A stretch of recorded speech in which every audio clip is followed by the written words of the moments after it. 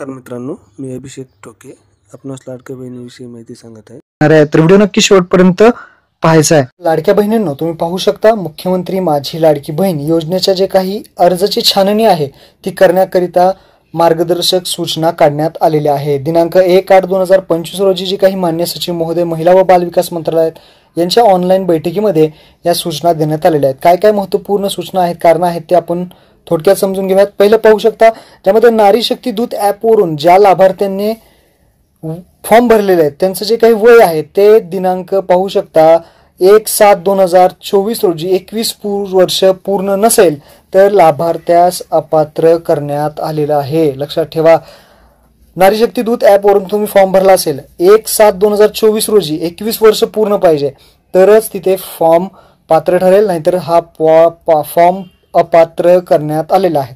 दुसरं पाहू शकता, वेब पोर्टलवरती लाभार्थ्यांचे वय हे दिनांक 30/9/2024 रोजी 21 वर्ष पूर्ण पाहिजे. जर वेबसाईटवरून फॉर्म भरला असेल तर 30/9/2024 रोजी जे काही वय आहे ते 21 वर्ष पूर्ण पाहिजे, आणि जर नसेल तर लाभार्थ्यास अपात्र होणार आहे, अपात्र करण्यात आलेले आहे. लाभार्थ्याचं वय दिनांक 1/8/2025 रोजी 65 पेक्षा जास्त असेल तर त्यांना अपात्र करायचं आहे असं सांगण्यात आलेलं आहे. म्हणजे 1/8/2025 रोजी 65 पेक्षा जास्त वय झालं असेल तर त्यांना अपात्र करण्यात आलेलं आहे.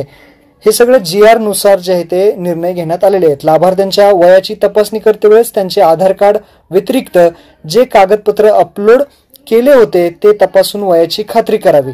म्हणजे वयाचा पुरावा तपासताना केवळ आधार कार्ड तपासू नये, तसेच आधार कार्ड व इतर कागदपत्रांवरती जन्मतारखेत बदल आढळला तर लाभार्थ्यास अपात्र करावे.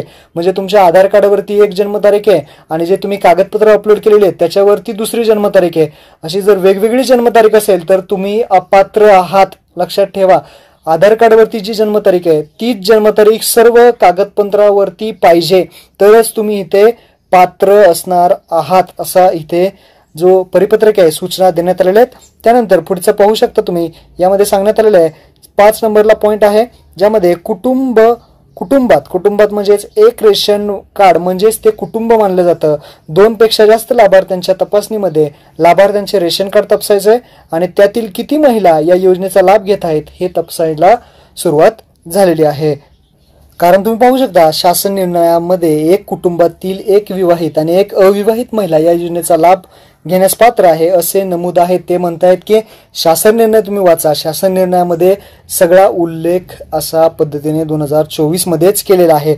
मान्य सचिव यांची ऑनलाईन बैठकीत सूचनेनुसार एक कुटुंबातील एक विवाहित आणि एक अविवाहित महिलेपेक्षा जास्त महिला लाभ घेत असेल तर कुटुंबातील सदस्यांनाच विचारून पात्र किंवा अपात्र ठरवावे. जर एका कुटुंबामध्ये 3 ते 4 महिला असतील तर त्यांनी ठरवायचं आहे की कुटुंबामध्ये कुणाला पात्र करायचं आहे. मग ते चौकशी होईल, तुमच्या घरी सुद्धा काही अंगणवाडी सेविका किंवा कोणी येऊ शकतं, तुमच्या घरात कुणाला लाभ द्यायचा हे त्यांचं आधार कार्ड वगैरे घेऊन जाऊ शकतं. मग ते तुम्ही कुटुंब ठरवेल की कुणाला लाभ द्यायचा आहे. त्यानंतर लाभार्थ्यांनी मुख्यमंत्री माझी लाडकी बहीण योजनेचा लाभ चालू केल्यानंतर रेशन कार्डमध्ये बदल केलेला असल्यास जुने रेशन कार्ड प्रमाणे कुटुंबातील महिलांची संख्या ग्राह्य पकडावी. रेशन कार्डमध्ये जर तुम्ही आता काही बदल केला असेल तर लक्षात ठेवा ते ग्राह्य नाही. जे जुने काही तुमचं रेशन कार्ड आहे, जुनं रेशन कार्ड तेच ग्राह्य धरण्यात येणार आहे. कुटुंबात 2 विवाहित महिला जर योजनेचा लाभ घेत असतील तर त्यातील एक महिला ही अपात्र आहे, ही गोष्ट लक्षात ठेवा.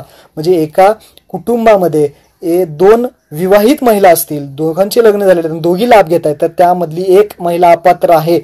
शासन निर्णयानुसार हे महत्वपूर्ण आहे. तसं उदाहरण सुद्धा त्यांनी देण्यात आलेलं आहे.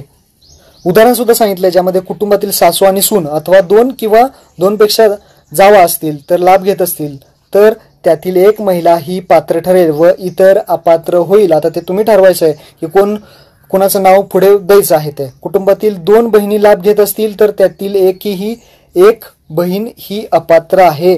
2 बहिणी लाभ घेत असतील तर एक बहीण अपात्र आहे. लक्षात ठेवा, लाभार्थी ही व्यक्ती परप्रांतीय असेल तर त्यांना देखील वरीप्रमाणे निकष लागू होतील. परप्रांतीय जर असेल तर त्यांना लाभ मिळणार नाही. त्यानंतर लाभार्थी जर स्थलांतरित ठिकाणावरून एकात्मिक बालविकास प्रकल्प अधिकारी यांच्या मार्फत लाभार्थीची तपासणी करून घ्यावी. जे स्थलांतरित असतील त्यांची तपासणी करून घ्यावे असं सांगण्यात आलेलं आहे. तर अशा पद्धतीने जे पात्र आहेत ते इथे महत्त्वपूर्ण माहिती दिली आहे. सर्व लाडक्या बहिणींना हे महत्त्वपूर्ण जे काही व्हिडिओ होता, हा परिपत्रक आहे, ते सर्वांना शेअर करा. धन्यवाद. जय हिंद, जय महाराष्ट्र.